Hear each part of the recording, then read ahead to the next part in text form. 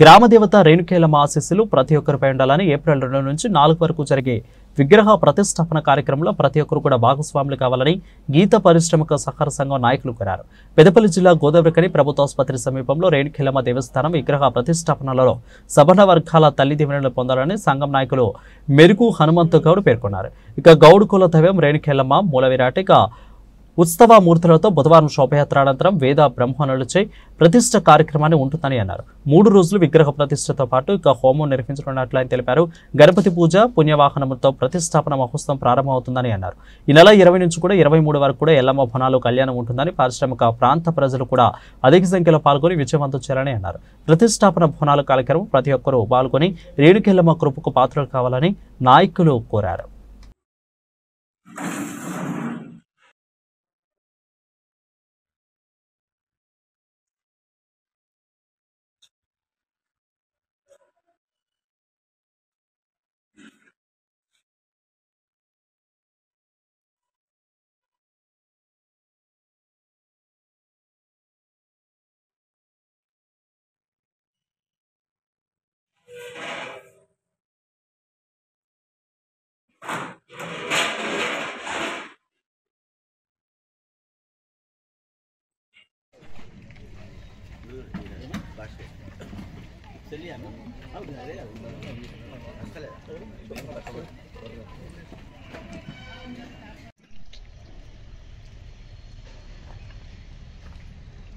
కోట రవి గౌడ్ ఉమ్మడి కరీంనగర్ జిల్లా బీసీ సంక్షేమ గవర్నమెంట్ హాస్పిటల్ ఎదురుగా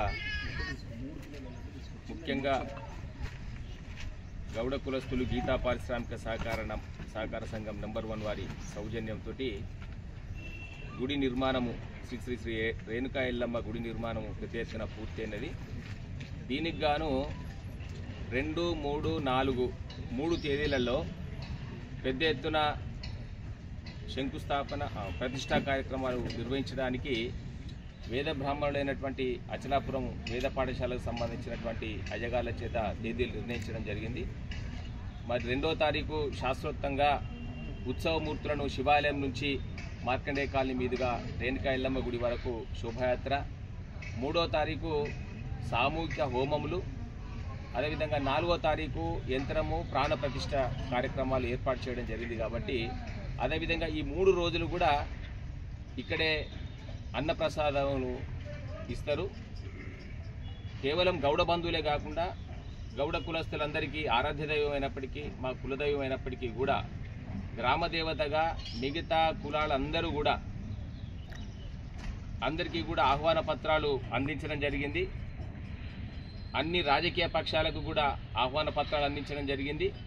కాబట్టి ఈ ఊరికి సంబంధించినటువంటి అన్ని విషయాల్లో కూడా మరి రేణుకా ఎల్లమ్మ కృప ఉండే విధంగా, ఈ ప్రాంతం అభివృద్ధి చెందే విధంగా, అందరూ కూడా సుఖ సంతోషాలతో ఉండే విధంగా, అమ్మవారి కృపకి పాత్రలు అయ్యే విధంగా ఈ ప్రాంతంలో, ఈ పారిశ్రామిక ప్రాంతంలో ఉన్నటువంటి అన్ని వర్గాల ప్రజలందరూ కూడా ఈ 3 రోజుల్లో ఉత్సవ కార్యక్రమాల్లో పాల్గొని ఈ కార్యక్రమాన్ని విజయవంతం చేయాల్సిందిగా కోరుతా ఉన్నాను.